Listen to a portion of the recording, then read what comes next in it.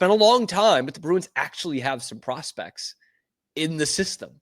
Okay. Development camp actually looked good. Like guys who are going to be playing for the Boston Bruins in the next few years.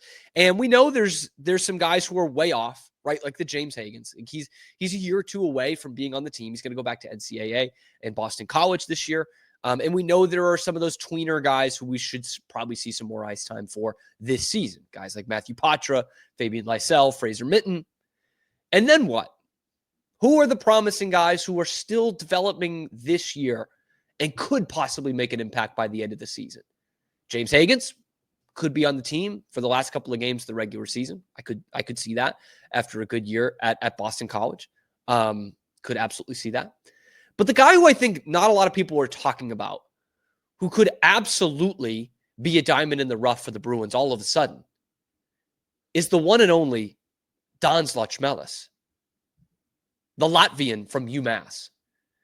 This is a really interesting story and a guy who you need to keep an eye out for this year's Boston Bruins. He's only 21 still. He's a fourth-round pick back in 2022, and like I said, played at UMass. Okay, he really didn't do much for UMass in his 2 seasons there. 15 goals, 47 points, playing a little bit on the wing, playing a little bit of center, a lot of center, mostly center, and a little bit on the wing. And he didn't really have a ton of fanfare. He actually played really well as a shutdown center in the World Juniors for Latvia. In fact, Sidney Crosby found him after one of the games, complimented him on the work that he did. Actually, that was at the World Championships. But at the World Juniors, he was terrific for Latvia as kind of this shutdown, top of your PK kind of center. And then after he leaves UMass at the end of the season, signs his entry-level deal, he gets assigned to Providence, end of the regular season, beginning of the postseason. And the guy just goes off like we haven't ever seen him go off before. Didn't see this for Latvia. Didn't see this for UMass. He goes to Providence and has 12 points in 6 games to end the regular season. Now, they put him on the wing. They put him next to Matthew Patra, who obviously has I think, a good amount of NHL experience at this point. 66 games in the NHL for a guy who's playing in Providence at the end of the year. 3 goals, 9 assists. Took everybody by surprise. And they mentioned they put him there because, there's a lot of responsibility as a professional center, specifically in the Bruins system. They can't produce centers anymore, but there's so much responsibility on these Bruins centers. So they stuck him out on the wing. He probably projects out to be a center still. Okay? He's 6 foot, he's 180, but if you watch the tape, he looks bigger than that. Like, you're like, really? This kid 180? He looks about 6'2", 200. Just my ballpark guess. So he is going to play center for the Bruins long term. And the Bruins really need that. And like I mentioned, they're not, I don't think they're averse to clearing off the books some of the centers they have right now. Guys like Pavel Zacha, guys like Casey Middlestat. Who knows? I mean, if you can get a huge blockbuster deal, would you throw Fraser Minton in there? Probably. But Dans Locmelis is going to have an opportunity to make an impact position-wise on the Bruins at some point in this next year. That said, he's obviously going to start the season in Providence. There's still some development that's going to need to come. What is more likely, the 12 points in 6 games that he had on the wing last year, or at the position that he's projected to play, 15 goals and 47 points over 2 seasons at UMass in Hockey East? It's probably more likely that he's a center not producing at that kind of point clip. That said, could the Bruins use a stout defensive center like right now? Yeah, they could. And that's what Dans Locmelis projects to be. A third-line center who's probably anchoring your penalty kill and is a defensive monster, can shut down someone on the other side. Hopefully, at some point for the Bruins, it gets so good in the next couple of years that he can maybe even be your second-line center and be primarily a defensive guy.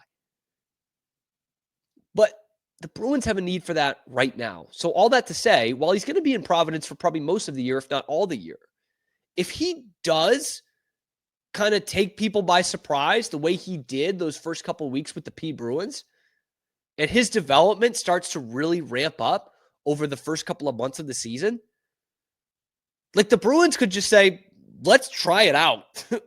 Because at that point, they're going to be 14th in the Eastern Conference. They're going to be averaging a goal and a half a game. And they're going to be like, you know what? Let's just try it. He's already taken people by surprise in his short stint in Providence. Dans Locmelis could be that next prospect we see up here. We're going to see Fabian Lysell. We're going to see Fraser Minten. We're going to see Matthew Poitras. So maybe there's just a point where there's just too many centers. I think we could also see Poitras a little bit on the wing this year too. But maybe at some point you just say, there's too many centers. Like there's no room for Dans Locmelis. But in terms of what he can bring you, like just the play style of what he is, then maybe the Bruins just say, screw it, let's try it. Maybe they put Locmelis on the wing instead of Poitras. They played well together in Providence. Kid's got a nice little shot. It didn't lead to a ton of goals in Hockey East, but he's got some offensive upside. I think for the long term, though, he brings you a defensive forward kind of tenacity that you just don't have right now. Pavel Zacha, nice defensive forward, but nobody on this team's getting Selke votes. Let's not kid ourselves. Dans Locmelis, I'm not saying he's getting Selke votes, but he could bring you kind of an aspect that you haven't had over the last couple of seasons. And again, maybe I'm being too negative about this, but I foresee an early spring where the Bruins are not good. And we're screaming like, why is Casey Middlestat continuing to play? Like, we're lamenting the Tanner Jeannot thing, or Sean Corrali, or Michael Asimont. And they're just as bad as last year. And you're like, why are we seeing these guys instead of more Fraser Minten, more Matthew Poitras, whomever is playing less, more Fabian Lysell? And oh yeah, Dans Locmelis down there in Providence, he's got 21 points in 25 games, and he's a plus 23. Why don't we give this kid a shot? I think there's a real scenario for that for the Bruins this year. All I'm saying is we've got some diamonds in the rough, hopefully down the path here with someone like Vasek Blenar. But I didn't give Dans Locmelis a shot in hell to be a prospect for the Bruins when he left UMass just a few months ago. Now I think you could see him on this team this year. If you're looking for that diamond in the rough prospect that you could see sooner rather than later, Dans Locmelis is that guy. Keep that name in there. Maybe it's Andre Gasso, who we don't talk about enough. But Dans Locmelis turned a lot of heads last spring. If he continues that development in Providence, oh boy, look out. He could be a future piece, a small piece, an important piece, but a small piece of the future of your Boston Bruins. Let me know what you think in the comment section below. Who are the prospects that you are looking out for on this team? Who do you want to see in this pipeline? Is it some of the far-off guys, Vasek Blenar, Will Zellers, or are you looking more like Andre Gasso?